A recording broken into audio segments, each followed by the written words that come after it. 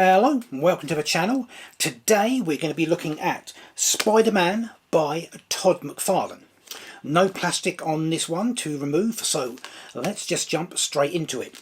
Spider-Man by Todd McFarlane, hardcover, dust jacket, choice of 3 covers in this case. You've got this one here, which I believe is the cover of issue 13, where he goes back to wearing his black and white outfit.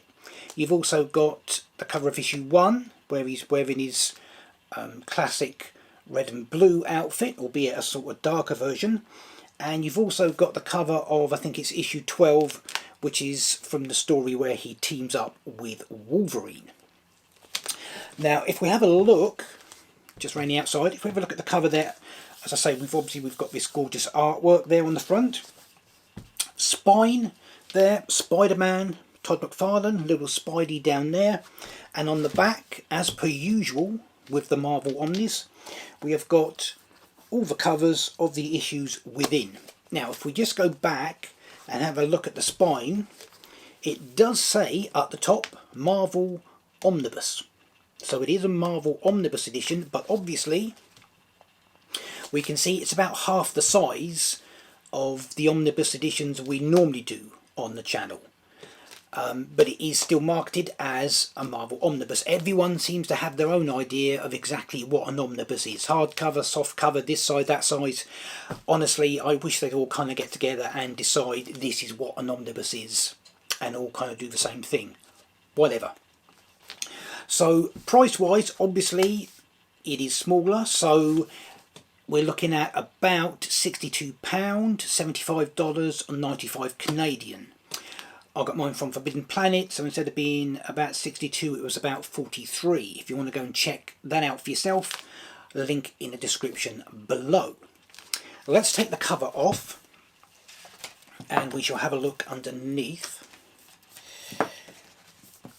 Let's put that to one side, and if we look underneath, we can see all the way round is this gorgeous piece of wraparound artwork of Spidey. No lettering, no titles, nothing on the cover, nothing on the spine, nothing whatsoever, just the artwork. Unless I've missed something. No, there we go. Okay, now even though it's only half the size, as always with an omnibus, we want to stretch the spine out, which will hopefully prevent any damage or loose pages later on. And while I get on with it, I needed a run up at that. While I get on with it, why don't we take a look at what's inside? No superlatives necessary. For 3 decades, Marvel's greatest hero had been amazing and spectacular. But when the artist who had revitalised the character brought him into a brand new series in 1990, there was no need for additional hype. Spider-Man by Todd McFarlane was all fans needed, and the first issue sold more than 2 million copies, cementing its place in comic book history. McFarlane had already reinvented the visual language of the friendly neighbourhood wall crawler during a beloved run on Amazing Spider-Man with writer David Michelin.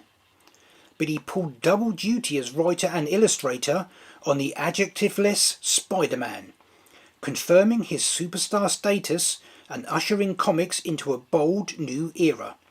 And he did it with a mix of classic Spidey foes, redefined in his own incredible style, and thrilling team-ups with some of the biggest names in 90s comics. First, Spider-Man must handle the Lizard's return. But this time, the beast that was once his friend, Kirk Connors, is more savage than ever. A new evil has targeted the Spider, and the lethal Lizard is just the first weapon. Peter Parker is about to go through torment unlike anything he's ever known, and before it's over, he'll face one enemy he thought he'd never see again. To avoid doom, Spider-Man will have to draw on every ounce of inner strength to rise above it all. Then comes the terrifyingly transformed Hobgoblin. The former mercenary has found faith, but it's only made him a more brutal killer. As the Ghost Rider targets the villain, Spidey finds himself caught in the middle, with a lesson to pass on to the spirit of vengeance about power and responsibility. The bodies of butchered children will lead Peter Parker to Canada in search of Bigfoot. But he's not the only one on the hunt. The X-Man Wolverine is determined to put a stop to the madness his way. They're two heroes with very different methods, but can they work together? And will the trail lead to the Wendigo, or an even more horrifying monster?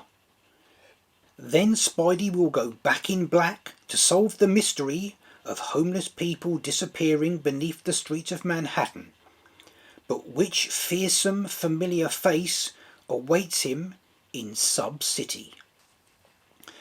McFarlane says his fond farewell to the Wallcrawler in a blockbuster crossover with X-Force, another sales juggernaut drawn by fellow industry phenomenon Rob Liefeld. Two comic book rock stars, each at the very top of his game, pit their ultra-popular characters against the unstoppable juggernaut in an epic extravaganza. And they draw it sideways. It's the magic of McFarlane on Spider-Man, and it's never looked better. And this volume collects Spider-Man 1 to 14 and 16 and X-Force number 4. And there is also a whole bunch of extra material in the back, posters, original artwork, cover reproductions, that sort of thing. So there we go, Spider-Man by Todd McFarlane. I remember the first issue for this coming out very well. I remember getting it. I also remember getting the, I believe it was for second printing, they did a gold version of it as well. So there we go, Spider-Man by Todd McFarlane. That is it for this video. Until next time, remember, hit the thumbs up below, and I will see you in the next one.